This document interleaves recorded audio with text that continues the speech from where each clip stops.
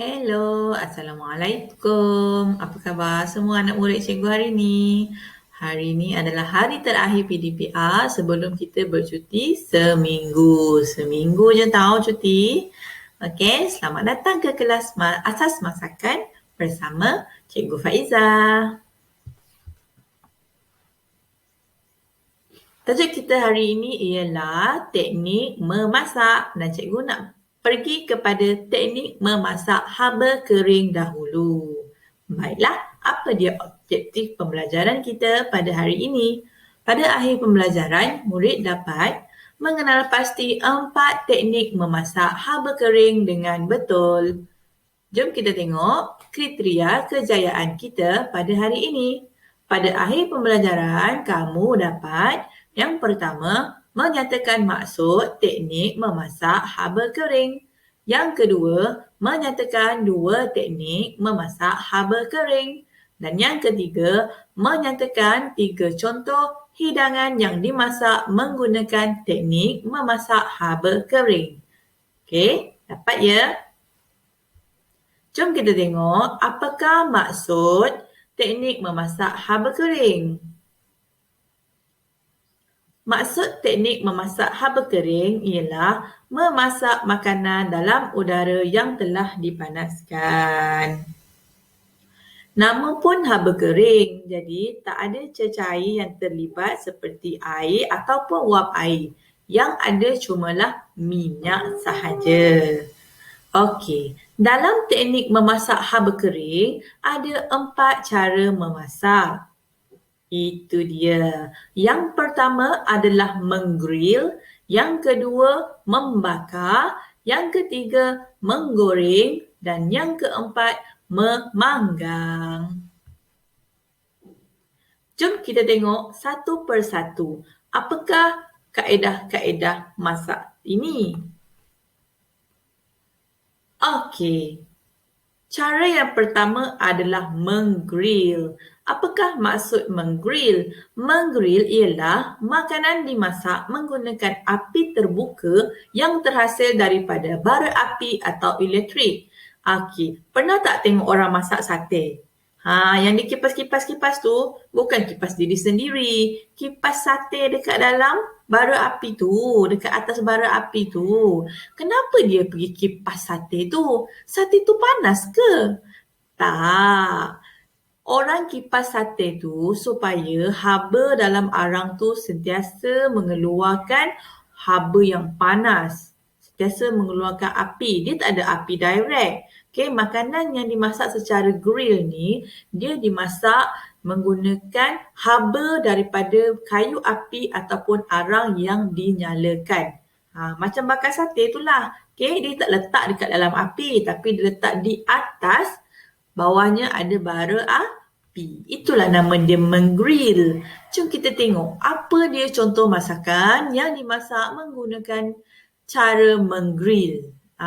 Inilah dia. Daging bakar dan juga sate. Sedapnya sate tu. Kalau dapat makan waktu-waktu macam ni, lapar pula kan? Okey. Cara teknik memasak haba kering yang kedua ialah memanggang. Apa dia maksud memanggang ni? Apa beza dengan menggrill tadi? Baiklah, makanan dimasak menggunakan api terbuka yang terhasil daripada bara api atau haba yang panas.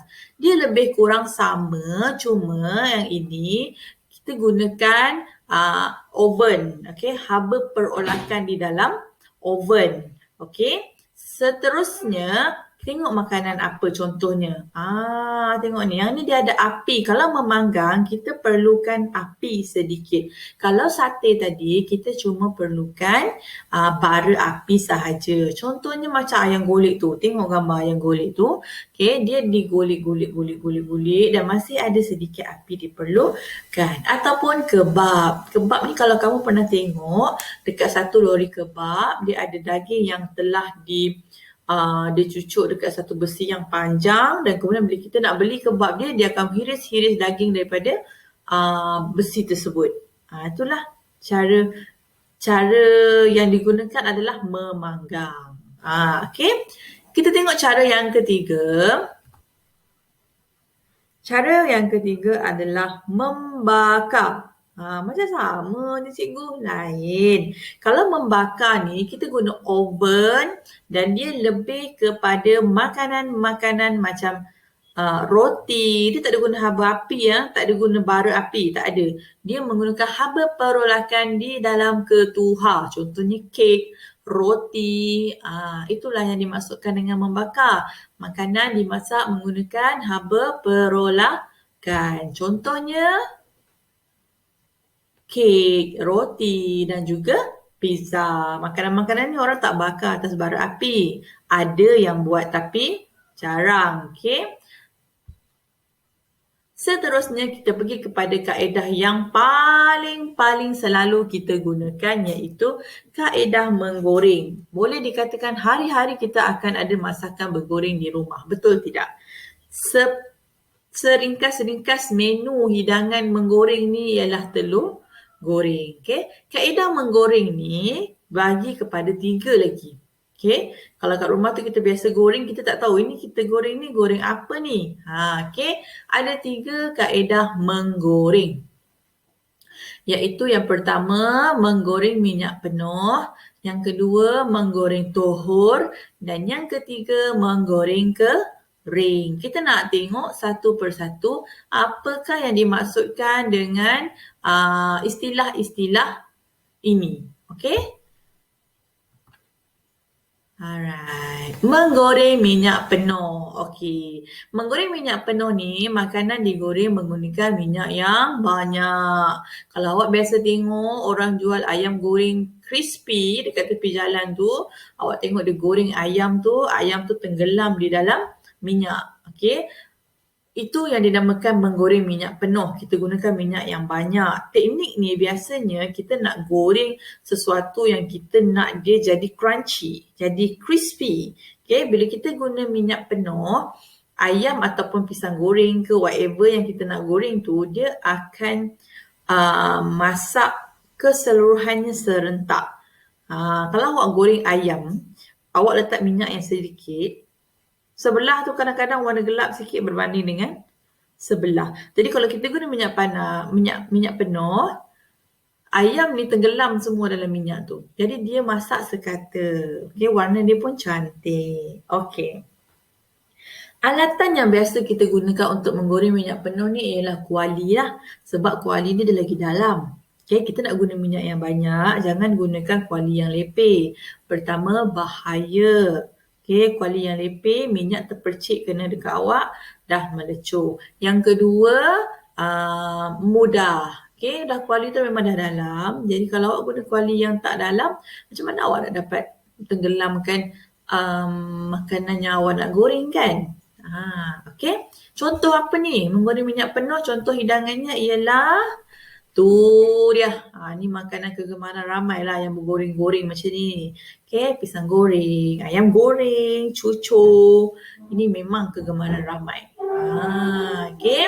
Tapi ingat menggoreng minyak penuh ni, dia ada kolesterol yang tinggi sebab dia banyak minyak. Okay. Cara menggoreng yang kedua pula ialah menggoreng tohor. Apa maksud menggoreng tohor ni? Menggoreng tohor ni, makanan digoreng menggunakan minyak yang sedikit sahaja. Contoh awak goreng telur dekat rumah. Awak takkan letak minyak sampailah penuh kuali dan tenggelam telur tu dalam kuali kan? Jadi tengok gambar tu, dia goreng telur hanya menggunakan minyak yang sedikit. Okay? Cara makanan ni lebih sihat sedikit berbanding dengan menggoreng minyak banyak. Sebab minyak yang digunakan hanya sedikit. Okey, kemudian makanan lebih cepat masak. Right? Okey, kita nak tengok menu apa, hidangan apa yang kita masak menggunakan kaedah menggoreng tohor.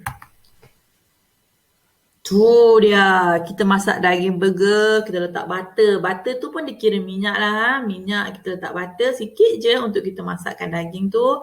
Ataupun pancake, ataupun telur dah. Kita tak guna minyak yang banyak untuk masak hidangan-hidangan ini. Okey, jadi hidangan-hidangan ini lebih sihat sedikit berbanding dengan hidangan yang dimasak menggunakan minyak banyak.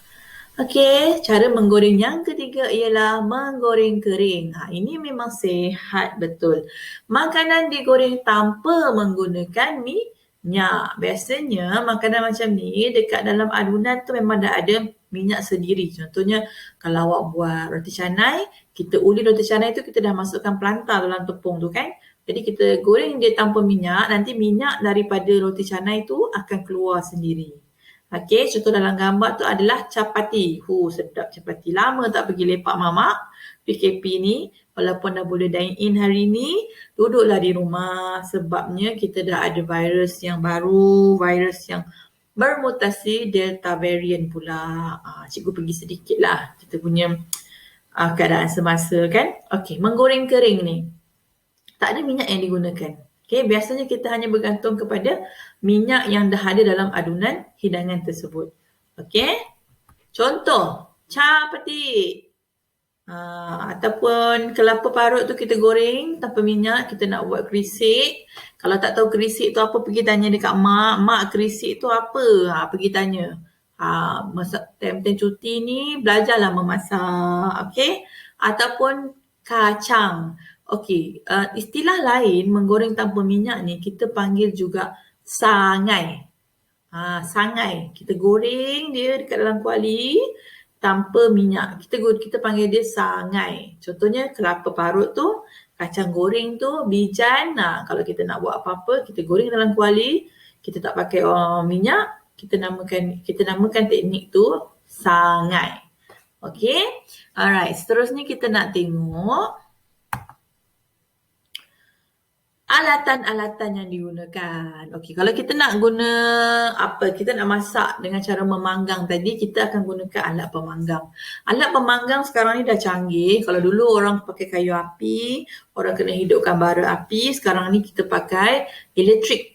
Okey, kita pakai rod yang ada pemanggang yang menggunakan haba elektrik sahaja.